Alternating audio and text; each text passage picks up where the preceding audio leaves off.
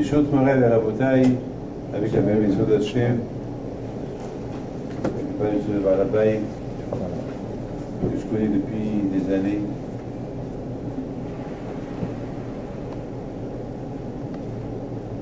Aujourd'hui, on est tous réunis ce soir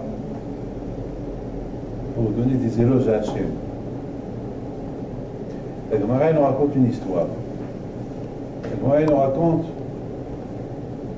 que le roi Sanherib, c'était le roi de la Syrie de l'époque, de Babel de l'époque, et c'était un roi très puissant. C'est un roi qui a réussi à mettre presque le monde entier, le monde qui existait à son époque, à ses pieds. Et à un moment donné, il a décidé, et Hachamim disent que ce roi-là, sa spécialité est, pour ne pas qu'on se révolte contre lui, pour ne pas que les nations se révoltent contre lui, il a fait un mélange. Par exemple, les Libanais, il les a pris en Russie, les Russes, il les a pris en Hollande, les Hollandais, il les a pris en France. C'est-à-dire qu'il a mélangé le monde. Bilbel. Mais ce qui est impressionnant, c'est qu'il s'est attaqué à Israël uniquement une fois qu'il a conquéri le monde. Il s'appelle Sanherib. C'était un roi très puissant. Et lorsqu'il est venu pour faire la guerre à Israël, il est venu avec 3 millions, plus de 3 millions de soldats. Alors, vous savez c'est quoi 3 millions de soldats? C'est pas dans la Gemara Sanhedrin, on dit qu'il est venu avec 184 000 chefs. Rashi Gayasso. Il n'est pas venu avec des petits soldats, avec une armée puissante. À cette époque, Hachamim disent qu'il manquait de l'eau. Pour donner à tous son armée, ils devaient apporter de l'eau toujours. Ils ont préparé des puits d'eau pour ne pas être dans le besoin de l'eau. C'est quand même une armée puissante. Ils sont venus pour attaquer Israël.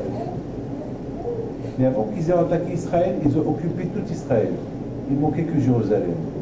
Ils ont laissé Jérusalem pour la fin.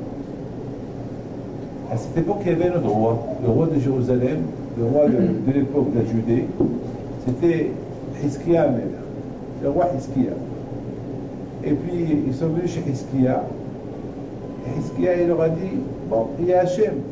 Et à l'époque de Hiskia Amelech, il n'avait pas d'armée.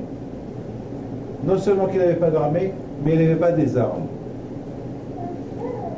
Hachamim disent que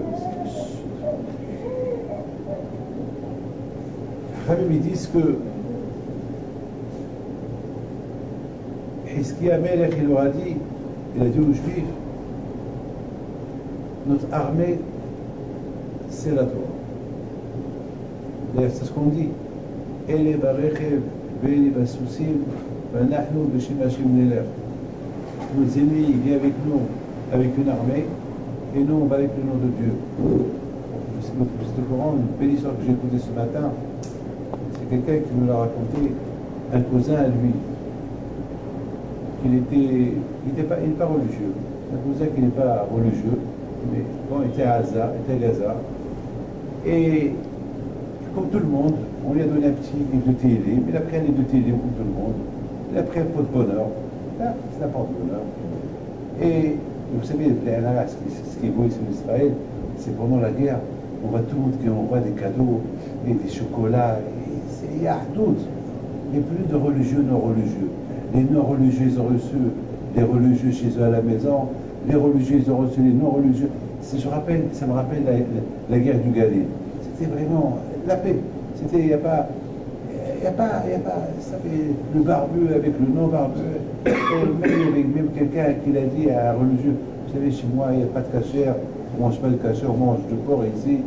Mais parce que vous savez, ce qui est beau chez les Juifs, les gens qui avaient peur de rester ici, là, à Ashdod, à Ashkelon, donc ils sont partis à gauche et à droite pour.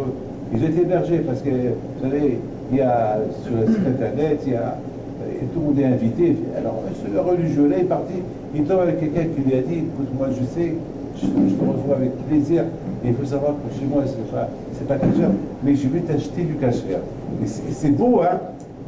Mais où tu as vu ça? Et où tu as vu ça? Mais qu'Amecha Israël goyahad ba'aretz.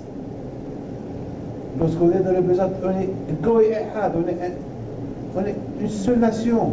Un non-religieux, il dit voilà, c'est pas caché chez moi, mais je vais tout faire.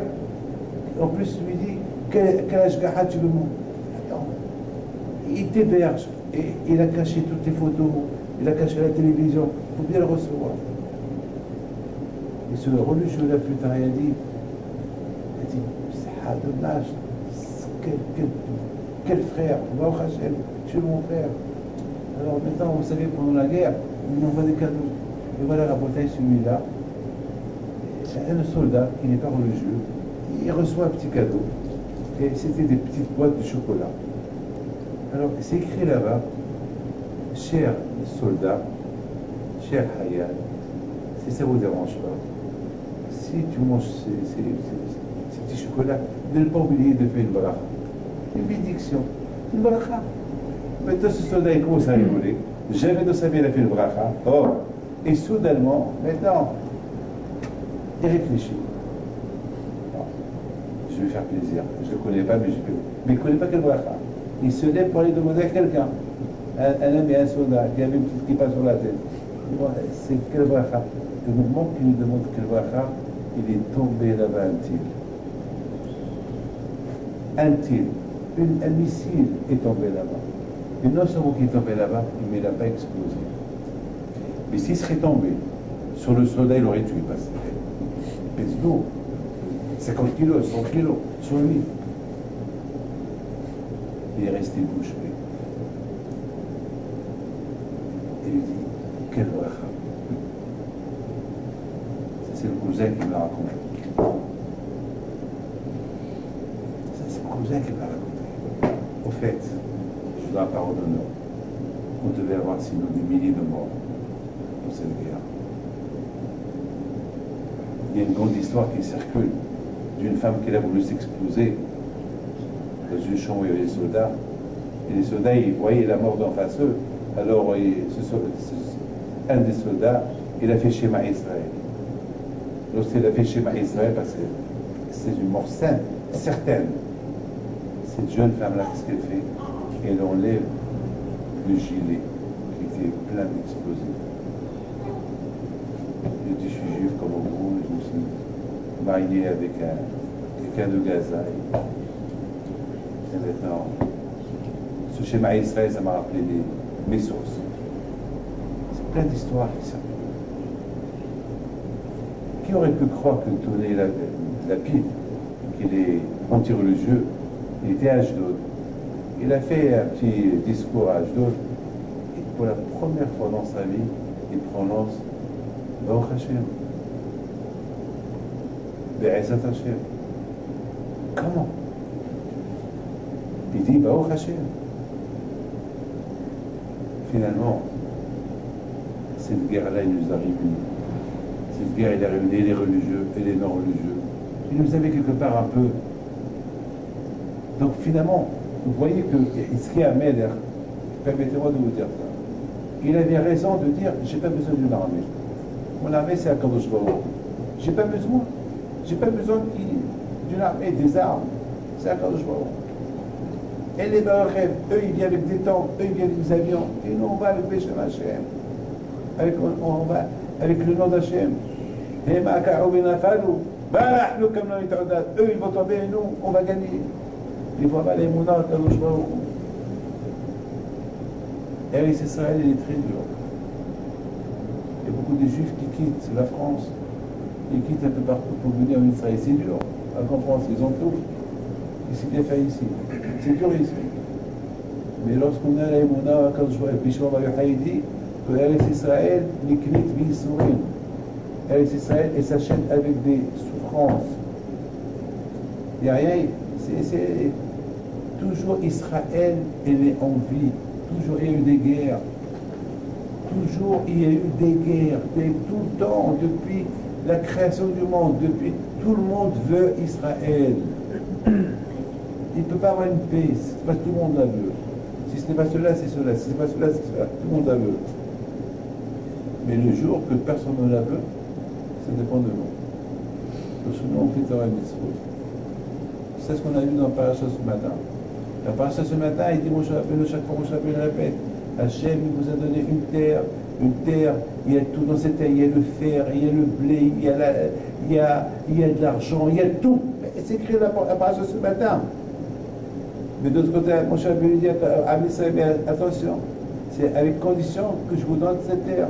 Si vous ne respectez pas Torah Mitzvot, vous ne l'aurez pas. C'est d'autres qui vont l'avoir. C'est la terre que tout le monde l'envie, tout le monde la veut. Les Arabes, ils l'appellent Quds, les catholiques, ils l'appellent la Terre Sainte. Et non, on l'appelle Eretz HaKodesh. Tout le monde. Elle est sainte pour tout le monde. Où vous avez entendu un pays que tout le monde le veut? Dites-moi, répondez-moi à ça. Où vous avez entendu ça? Un pays que tout le monde le veut, une ville que tout le monde... Est-ce que quelqu'un veut Paris? Paris, c'est aux Français. Est-ce que quelqu'un veut New York? New York, c'est aux Américains. Et Jérusalem, tout le monde la veut. Tout le monde la veut. Tout le monde la veut. Pourquoi tout le monde la veut? Pourquoi? Vous savez pourquoi?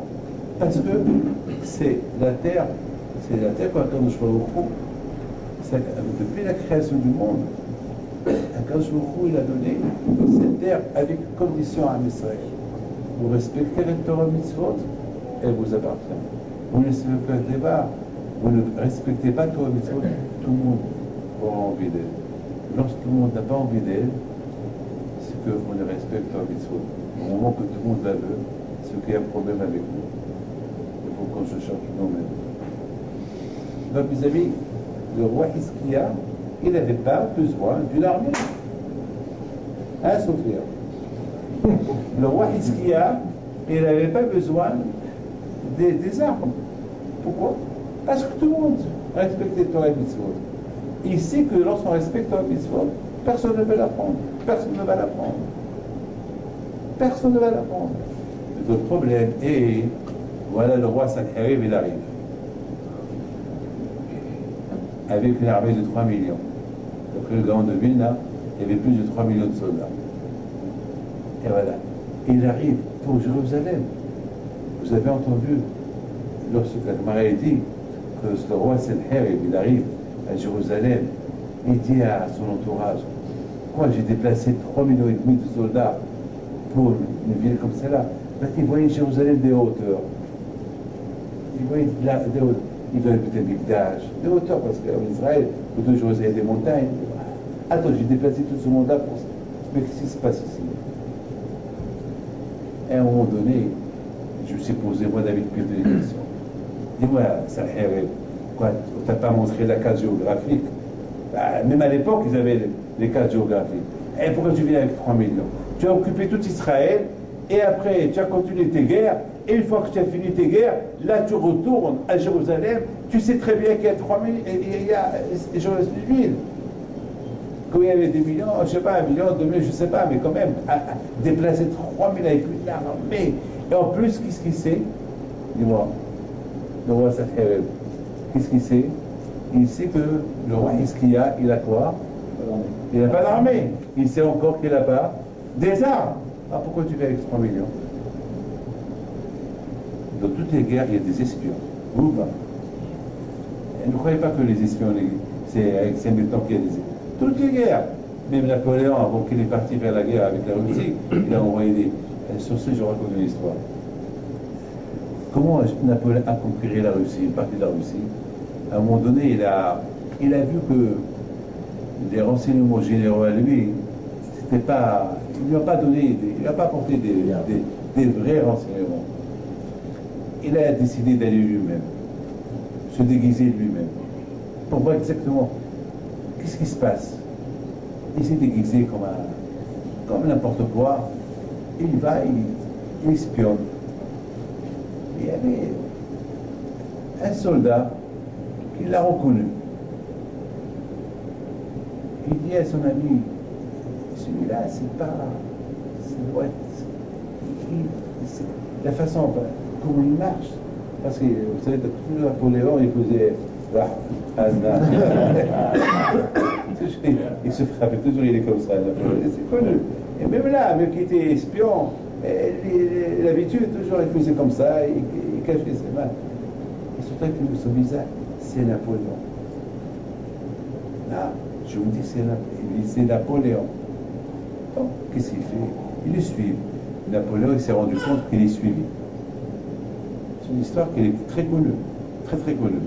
Il y a beaucoup de tzadikim qui racontent cette histoire-là, très très connue. Il y a un moussard terrible dans cette histoire. Il y a un moussard terrible. Et finalement, Napoléon, il sent qu'il est suivi, et puis on le suit, il a commencé à courir, nous aussi connaît à lui. À un moment donné, vraiment, il a pris la course, et il rentre, il voit une mezouza, il dit c'est des juifs. Les juifs, ils sont quand même un peu fidèles, et s'ils savent. Bon, il rentre, c'était la cordonnerie, un cordonnier. Il lui dit, je t'en prie, sauve ma vie. C'est moi Napoléon. Alors le juif regarde, toi Napoléon? C'est moi Napoléon. Écoute, je non, mais c'est pas le moment de la rigolade. Aide-moi. Je suis suivi, je suis Napoléon, je suis venu, je suis côté des juifs, vous n'êtes pas des lâches. N'oublie pas, moi il y a des juifs qui sont chez moi en France, et j'ai fait, puis je t'en prie. Écoute-moi, je ne sais pas si je te crois, je ne te crois pas, mais où tu veux que je te cache? Mais tu es le roi. Je dis, oui, je suis l'empereur, je suis Napoléon. Écoute-moi, j'ai une seule chose pour toi. Quoi? Voilà. Là, dans ce coin-là, je vais mettre beaucoup des chaussures sur toi. Et tu vas sentir les odeurs. Hein. C'est pourri, mais tu n'as pas le choix. Là, ils ne vont pas te chercher, parce qu'ils savent que Napoléon, ils ne vont pas chercher Napoléon sur les chaussures. Sur les chaussures. Il a dit, fais-le. C'est ce qu'il a fait. Entre-temps, l'armée rentre, il voyait un juif, une mezouza. Tu n'as pas vu un monsieur comme ça, il marche toujours comme ça, il y a toujours des signes. Non, je n'ai pas vu. Il commence à chercher. Il commence à toucher les chaussures. Et puis ils voient une petite trentaine de chaussures. Ils ont vers 2 ou 3 chaussures. Et après, il y a un qui a pris son épée. Avec son épée, il touche. Bon, ils sortent. Une fois qu'ils sont partis, le juif a dit à Napoléon, reste encore un peu ici, je vais sortir dehors, je te dirai quand partir. À un moment donné, il dit, tu peux partir, mais ne reste pas là. Voilà, une seule chose que je te donne, habille-toi en juif. Je lui donne son chapeau, des vêtements très déchirés d'un juif. Et puis, comme ça, j'ai pris ce télélim avec toi. Comme ça, moi, tu sais qu'ils vont te voir, ils savent que Napoléon leur a dit, tu m'as sauvé ma vie. Là, je ne peux rien faire pour toi. Mais voilà, je donne ma bague. Je vais gagner la guerre. Tu viens à Paris. Je te recevrai à Paris, de mon château, et je ferai de toi une star. Moshe lui dit, Napoléon, t'es mon ami, on ne va jamais se voir. Je t'ai sauvé, cette bague-là, je vais les garder souvenir. Il lui donne un petit papier Napoléon, il ne se sort plus vu. Et un jour, Moshe, c'est toujours le juif, il réfléchit plus tard. Le juif jamais réfléchi sur le coup, le juif toujours, tu dis quelque chose, et tu dis rien, tu dis ni oui ni non, et après il décide. Et voilà Napoléon, ce juif-là, Moshe. Un jour, il dit à sa femme, elle a Bible, est-ce que c'est aimé? Il était marocain. Il était ashkénaze. Guide-le. L'histoire que je t'ai racontée il y a quelque temps. Qu'est-ce que tu penses? On est là-bas, on est vieux, on n'a rien à faire ici. On vit, regarde, on prend de l'âge. On va à Paris, on vend ce qu'on a. Et attends, je lui ai sauvé la vie quand même. Comme après il a conquéré la ville, bon, il est parti. Il ne nous a pas dit merci, mais c'est pas grave. Regarde sa photo, elle est là, et c'est lui. Hein. On l'a sauvé. On avait Napoléon chez nous. Et on lui a sauvé sa vie. Et il nous doit sa vie. Surtout, mon Dieu, c'est parti à Paris. deux juifs, deux vieux couples, un vieux couple qui arrive à Paris, ils se renseignent. Napoléon, les gens rigolent de où il habite Napoléon. Bon, à la fin, je ne peux pas vous dire, accompagnés, ils arrivent au palais. Et ce jour là-bas, c'était un jour que il y avait ce arrivé, c'est un jour que c'était un beau jour, et voilà, ils montent à la gare, on est un couple juif, on est invité chez Napoléon. Alors imaginez-vous, un couple juif vieux, taf, qui parle avec Zaga, et Zaga il le regarde. De l'autre côté, il y a un problème. Il lui montre la bague. Napoléon, il m'a donné cette bague, il sera content de me revoir. Et il montre ces papiers qu'il a. Ils ont reconnu l'écriture de Napoléon. Mais c'est bizarre, pourquoi cette histoire-là, on ne la raconte pas dans les écoles? Vous savez pourquoi? Parce que c'est avec les juifs. Tout ce qui est juif, on essaie de le mettre de côté. Vous savez ce que les juifs ils ont apporté à l'humanité? Qu'est-ce qu'ils ont apporté à la... Regardez, avec les juifs, qu'est-ce qu'ils ont fait en Israël? Parce que les juifs, ils ont fait en Israël, ils l'ont fait dans le monde entier, ils l'ont fait au Maroc, pas dans le monde, ils l'ont fait en Amérique, partout dans le monde. Et parce que c'est juif. Malheureusement, c'est comme ça. Donc, à mon avis, ils sont là. Ils se renseignent, et à un moment donné, on a le hockey que Napoléon, il veut le recevoir. Et Napoléon, non seulement qu'il dit qu'il veut le recevoir, mais lui-même il sort pour les voir. Et de loin, Napoléon il les voit. Ah, mon cher Aziz! Et il va vers lui, il l'embrasse. Et Napoléon dit à sa femme, c'est mon copain, my friend, sahabi, amir. Voilà. Et Napoléon le reçoit. Il dit à tout le monde, quelle surprise! Et je devais voyager pour que tu es là. Il embrasse, il enlace. Et à un moment donné, il lui dit, voilà, vous allez rester au palais, restez autant que vous voulez, vous habitez là. Il a dit, tu m'as sauvé ma vie, je te dois ma vie. Et la France te doit. Bon.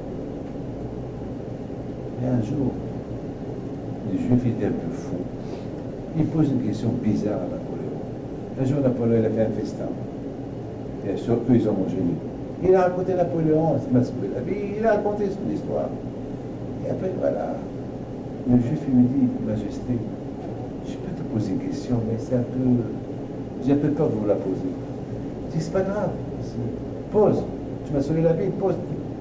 Il m'a dit, lorsque je t'ai caché sous les chaussures, et lorsque le soldat russe, il fouillait, et avec son épée, il t'a touché avec son épée. Il dit oui. Qu'est-ce que tu as senti ce moment-là? Qu'est-ce que j'ai senti? Toi, espèce de sale juif, tu me parles comme ça à ton roi, Napoléon? T'as pas honte de me parler comme ça? L'accord de coupe, condamné à mort. Et le roi il se lève et il sort. Sa femme il lui dit, ah, Mzoro va manger. Pourquoi tu te poses cette question? Pourquoi? Il t'a fait caveau de roi. Il t'a tout donné, mais dans sa vie. On est venus ensemble, je vais retourner seul en Russie. Et pourquoi tout ça? Il a dit, Daïmullah, j'ai fait Atati Agiti Pachati. Et toute la nuit, ils n'ont pas dormi. Et voilà, le matin, il arrive. Et le rabbin qui arrive, vous êtes juif? Oui, je suis juif. Donc, moi, je suis le rabbin. Je suis venu pour vous avertir que le roi il est venu. Il y a la guillotine. Il est condamné à mort. Voilà, il ouvre la fenêtre. Voilà. La guillotine. La tête. Couper la tête. Shema Israël. Il dit Shema Israël. Et deux soldats qui arrivent, il prit les mains, il voulait poser sa tête. Et le rabbin lui dit, bon, est-ce qu'il y a quelque chose que tu veux? Il y a un testament. Je vous en prie, voilà ma femme. Elle est seule, je suis venu avec elle, qu'elle parle bien. et qu'elle accompagne. Vous savez que le roi s'est énervé, il a tout pris. Tout ce que vous a donné, il a repris. Je sais. Refais Shema Israël. Shema Israël. Et voilà, tu fermes tes yeux. Et voilà la bataille, la guillotine. Il a fond tombé, mais vous savez, on peut la bloquer. Elle était d'une manière, et elle a été bloquée exactement aux chevelures de la tête de monsieur-là. Ah, mais la tête n'a pas été coupée. Ils sont un doigt qui lui touche un peu le visage, les joues. Moshe, c'est qui? C'est Napoléon. Napoléon. Oui. Qu'est-ce que tu as senti? Tu m'as posé une question. Tu m'as dit qu'est-ce que j'ai senti lorsque le Russe, il cherchait, il fouillait sous les chaussures si j'étais là-bas ou pas. Oui. Comment tu veux que je te dise ce que j'ai ressenti? Il fallait que je te fasse sentir ce que j'ai senti. Il y a des choses qu'on ne peut pas comprendre. On ne peut pas s'y mettre à la place de quelqu'un. C'est ça que nous-mêmes, vous savez qu'on ne peut pas sentir ce que nos soldats et les pauvres ont senti dans cette guerre-là. C'est dur.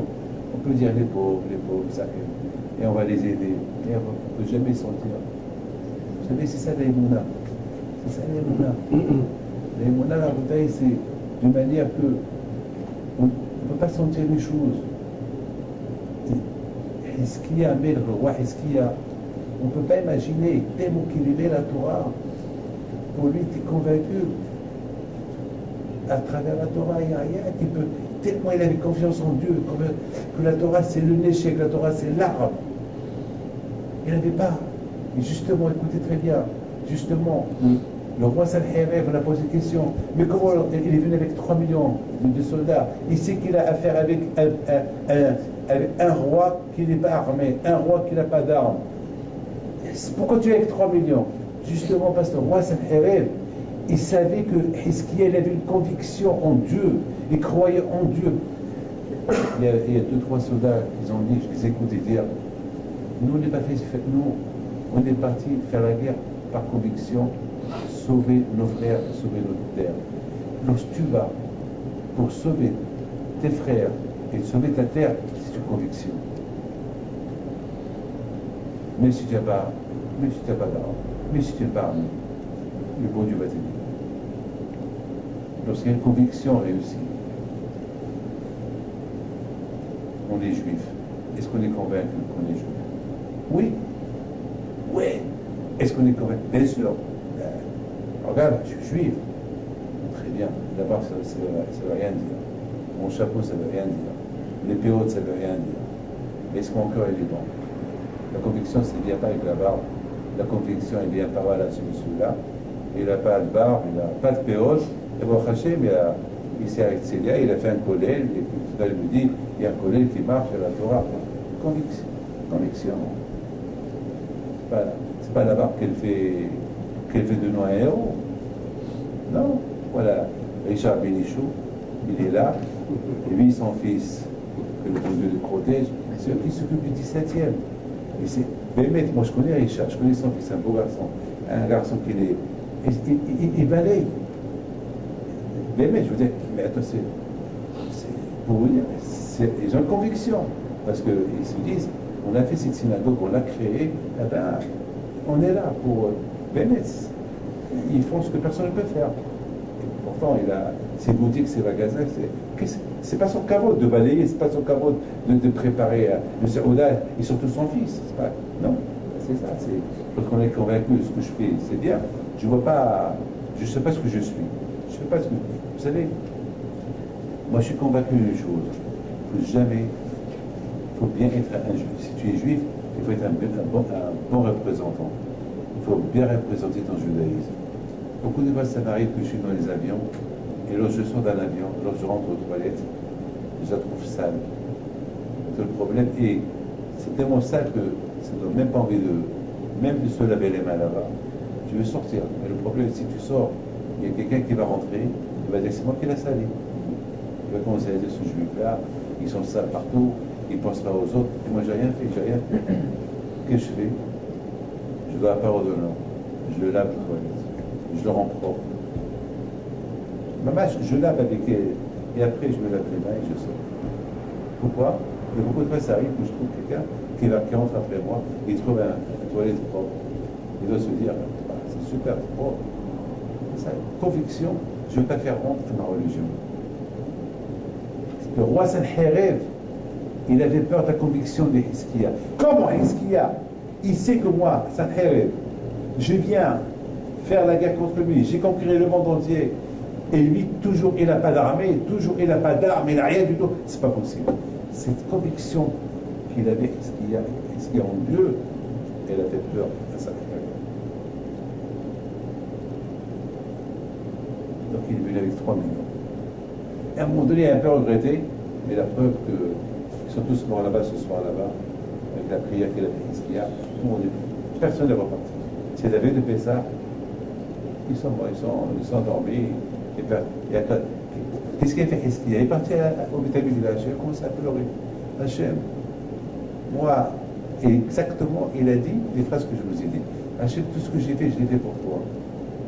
Hachem, j'ai pas d'armes. Hachem, j'ai pas d'armée, j'ai rien. J'ai que la garde royale, c'est tout ce que j'ai. Et quelques gardiens qui surveillent la muraille. J'ai rien du tout, Hachem.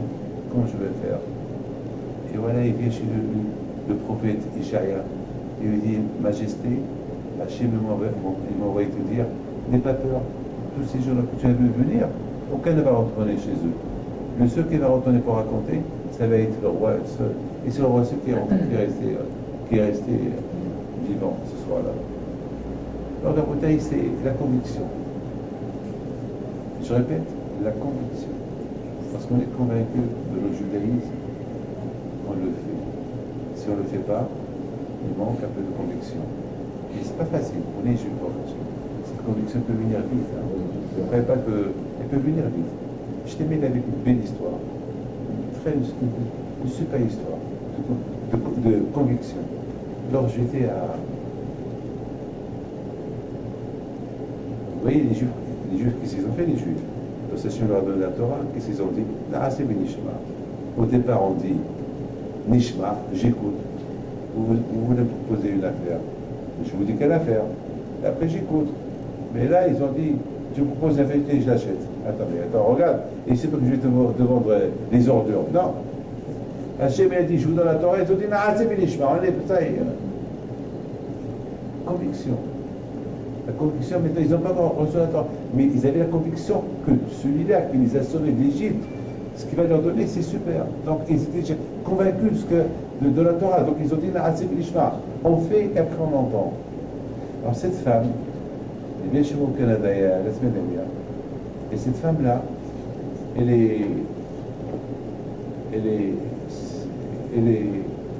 s'appelle Pinto.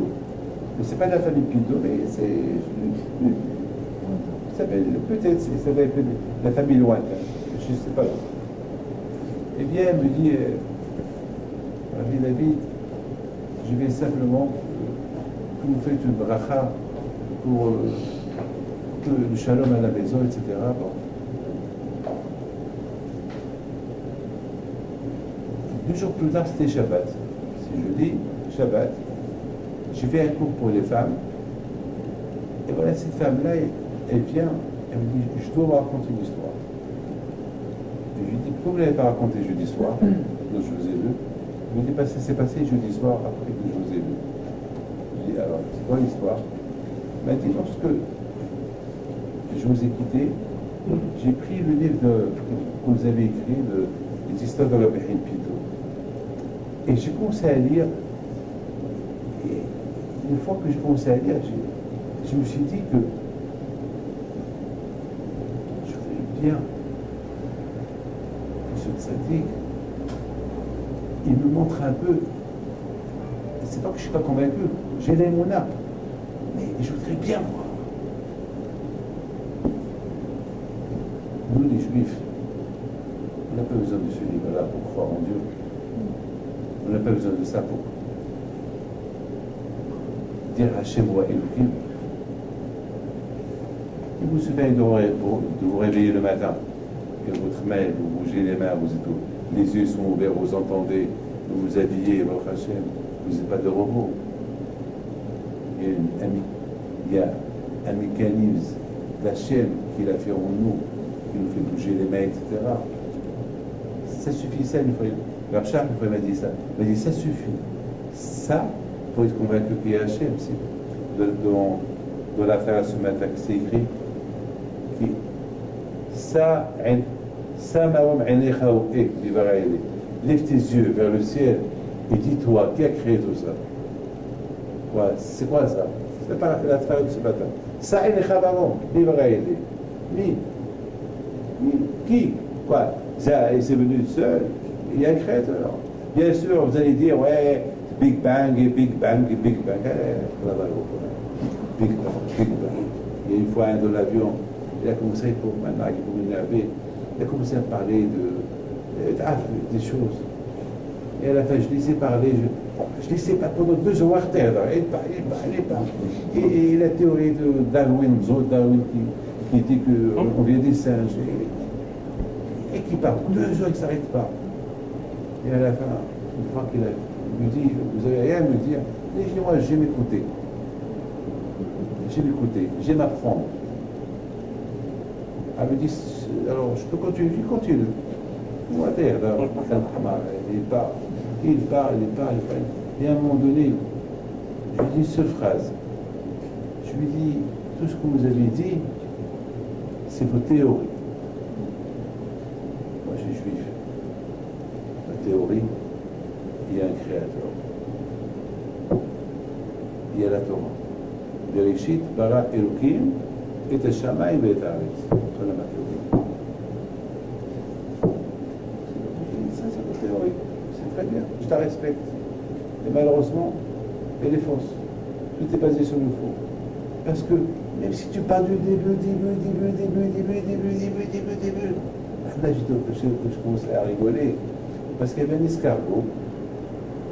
Et l'évolution de l'escargot, après il est devenu un petit lézard, après un poisson, après il est devenu, je sais pas quoi, après il est devenu un singe, après un homme, et voilà l'évolution de l'homme, et après l'évolution continue, voilà, l'homme, c'est-à-dire que si je comprends bien, l'homme il vient de l'escargot. C'est-à-dire que l'homme il vient de l'escargot, c'est-à-dire il y a 1 milliard d'années.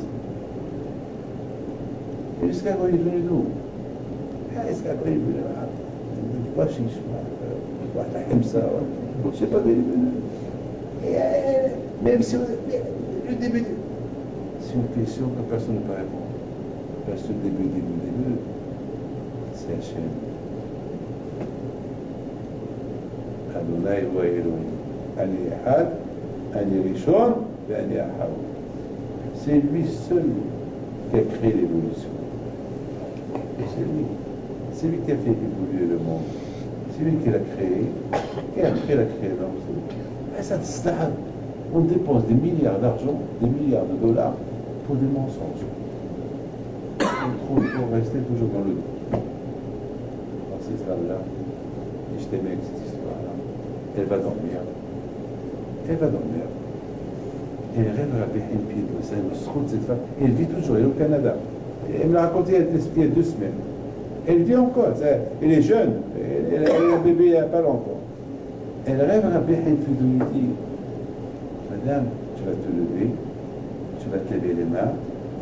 Ton mari a oublié de fermer la fenêtre.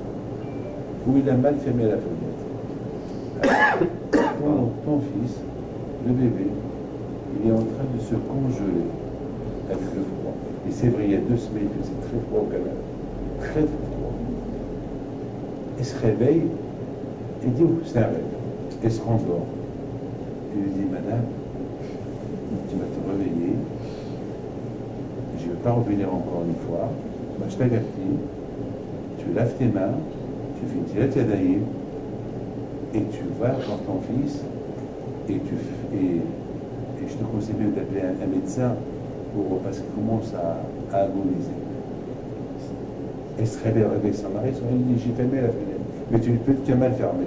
Elle se lève, elle lave ses mains, et elle rentre dans la chambre, elle trouve la fenêtre ouverte. Elle trouve le rideau qui bouge. Elle touche son fils, il était un match congelé. Il fallait appeler tout de suite l'ambulance. Il l'ont fait à l'hôpital tout de suite. Un rêve. Conviction. Parce qu'on a la émouna, on a toutes les portes s'ouvrent. Voilà mes amis. Je voudrais simplement vous bénir et vous dire combien je suis content d'être avec vous. Et que puisse vous faire une vie de soi avec vous qui n'est pas. Que je vous aide, que je vous aide dans la salle de bain, que je vous protège de rien à l'art. Et puisse vous faire une vie de soi avec vous. ונגע אלוקה בעולך, כמלאכה בצווה שמותיך בכל ערכיך, et que Hachem nous fasse qu'il y aura la paix, on a laissé ça et que nous tous, avec Hachem, on verra la Géoula chez les mains. Amen.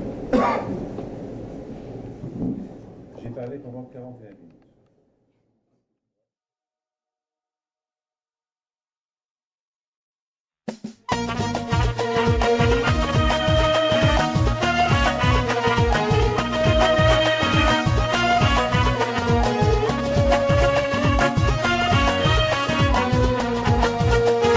نضوي انا صغرتو على ربي حي